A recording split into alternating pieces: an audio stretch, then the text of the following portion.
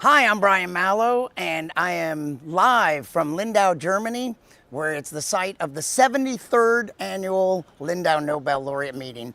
And right behind me is something that is fairly new in the past few years. It's the Nobel Laureate Pier that memorializes many of the or all the Nobel laureates that have attended these meetings in the past 73 years. So it's a long pier, and on these little slats are the names of Nobel laureates and what prize they won in what year. And it's just one of the really lovely things about this meeting. This year, it's a physics-themed meeting. The meetings rotate through the Nobel Prizes in the sciences. There will be a physics meeting one year, a chemistry meeting, a medicine physiology meeting. Every 5 years, it's an interdisciplinary meeting that includes all of them. And every 3 years, there's an economics meeting. So this is a physics meeting. There are about 35 Nobel laureates, mostly physicists, and 630 young scientists from about 90 countries. And joining me right now is Garima Aggarwal. Hi. Yeah. And she is, well, she's not actually a physicist. She's a rocket scientist, Yeah. right? Yes, That's from what India. you told me when I met you. From India? Yes. But, and where are you? And working in India. Yes. And working with the Indian space program. Yes. Tell me a little bit about that. Okay. What's your job? Tell me a little bit about your path towards that. Okay, so I had always wanted to be an astronaut. Ever since I was a child, Kalpana Chawla was my inspiration. And that's when I thought I really wanted to get into rocket science. And I came across the Indian Institute of Space Science and Technology, which does a specialization. So I took up aerospace engineering. They sponsored me for space engineering at Caltech.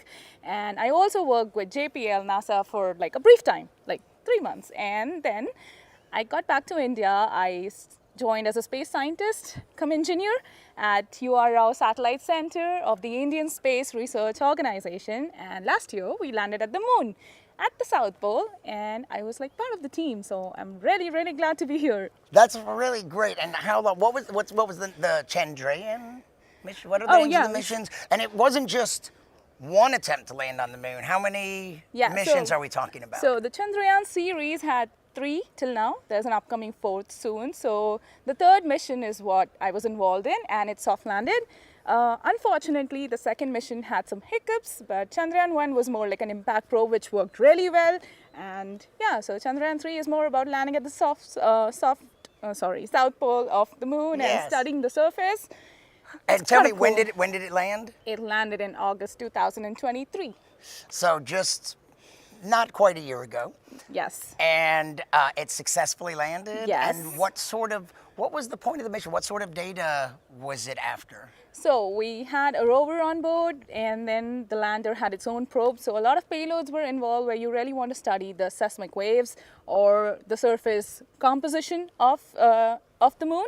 And South Pole is always exciting. It has a lot of craters, difficult to land, and and we had found that like there was ice at the South Pole. So why not discover and land again? Right, that was one of the big ideas, the knowledge that if we go to the moon and establish bases and have some kind of human presence on the moon, that it would be very useful to have water, and there's water ice in shadowy craters, especially near the poles. Yes. Is that right? Yes. And so, what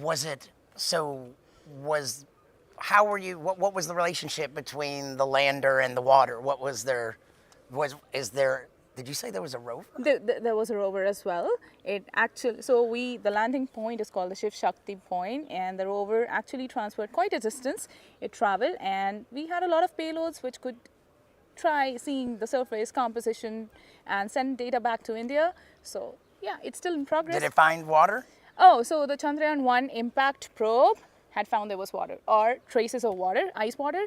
That is why we decided to go to the South Pole again. That first one, it impacted? It was an impact probe, yes. And then something else analyzed from was it like the material that was thrown up from the collision was analyzed? It was like I'm not really sure, but the spectrometry of the data Yeah. from the impact while it was on its way, that is what we had seen, and we figured out that there should be water ice at the South Pole. Excellent. And that's when we decided to send one more. And you're a rocket scientist, but you're not like a propulsion person. Orbital mechanics is more your area? Yes, that's my field of specialization. So all my projects and my major responsibilities are in orbital mechanics. And so what did that mean specifically for that Chandrayaan-3 mission? Oh, so for What was your role? Okay, Yeah. so for Chandrayaan-3, my team, which is the Flight Dynamics Group at URSE, it deals specifically in finding an optimal trajectory from Earth to Moon. So once you put a satellite in space, there are a lot of space perturbations. You have the sun effect, the drag, and the solar radiation, which is the sun thing. And like you say this also matter-of-factly, like we all know that. Like, of course, we have that, the drag. Yes, but we have to But model this it. is news to me, yeah. Yeah, but we have to model it, and we have to model it well so that what we predict and what we get is like in line. And you know, there are a lot of ground stations around the Earth whose support we take. We have our own ground stations where we try to track the satellite, and the data that we get on ground is what I had analyzed the first. So that's the first step of anything. Yeah. So like you analyze the ground data you get, and you try to use the ranging data, Doppler data, and you find out the exact coordinates of your satellite. So that is what we call orbit determination. So that's the major part of our main team. And overall, we look in how should we get from the Earth to the Moon with minimal fuel, and just read the destination so that you land at the South Pole. Right. It sounds like you enjoy your job. I do. Tell me what you love about science and science in general and your job. What gets you so motivated? I get the feeling that you're excited to go to work. Oh, yeah. And tell me about that. What is it about science and your specific job that excites you and gets you motivated out of bed and to the lab or to the office? As a scientist, as a kid, I always wanted to fly. So this is probably the best way. I don't fly, but I see objects which we make fly, and that is probably the best thing, the best feeling. And during the Chandrayaan landing operations, I was there in the mission control room, and I don't think so I've had a more rush of adrenaline ever in my life again. Like those last 10 minutes before the landing was like, whoa, with every 100 meter, all of us were like clapping, praying, hoping, everything.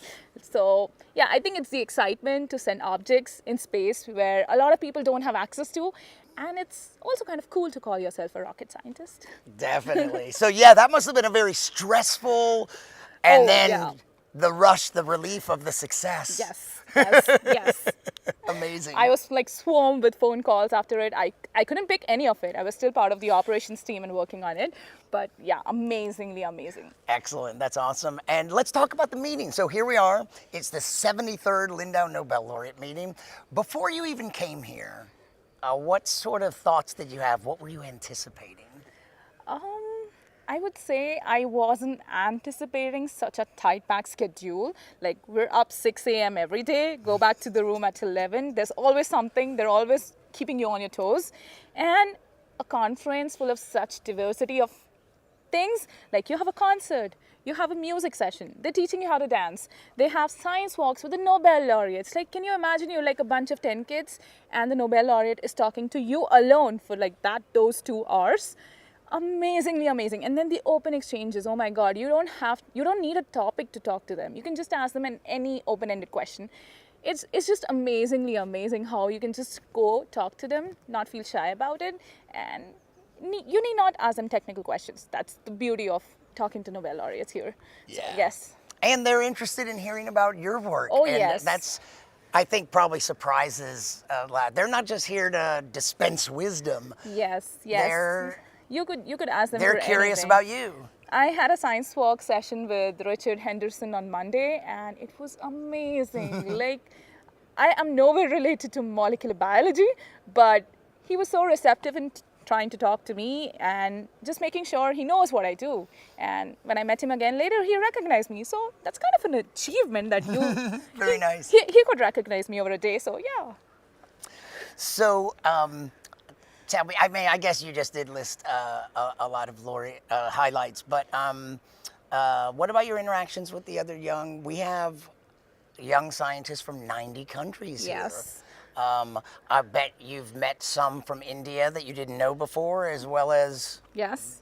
all the others. Yes, I think I've met probably, if I can't count, but I think I've met more than 150 over the last 3 days, like two and a Right. half, 3 days. And it's already kind of an achievement, and trying to see how much energy the young scientists have, like even me, like on the work that we're actually doing. So it's kind of cool to come across people from different backgrounds, different studies, like who are like all together in a place to try to imbibe as much knowledge as possible in over the couple of 6 days. Like amazingly amazing. Yeah. So, well, thanks for taking the time in this incredibly hectic schedule. We had a nice time at the international dinner. Oh, yeah? Was that last night? No, 2 nights Two ago. nights ago. It's kind of a blur, isn't it? Yes. 2 nights ago, sitting and having fun conversation Yes. while the Texas A&M academic partners that were hosting the evening Oh. were doing all sorts of Texas country dancing and line dancing, Oh. and then we're talking orbital mechanics.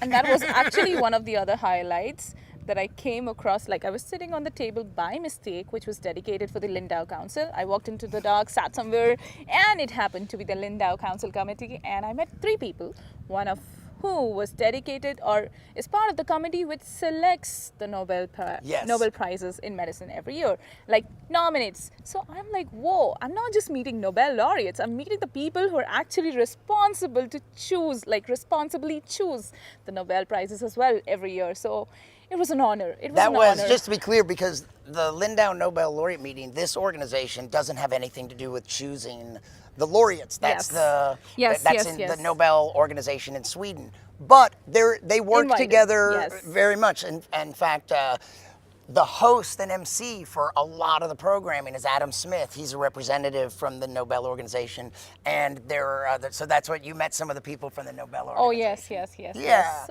Kind of cool. So thanks for Honored. taking the time to talk to me. Thank you for and the honor. yeah, well, thank you. And enjoy the rest of the meeting. There's thank still you. so much more to go. I know. I'm looking forward to the Bavarian evening as well. Yes. So thanks, and we'll be back with more conversations with some of the extraordinary young scientists here.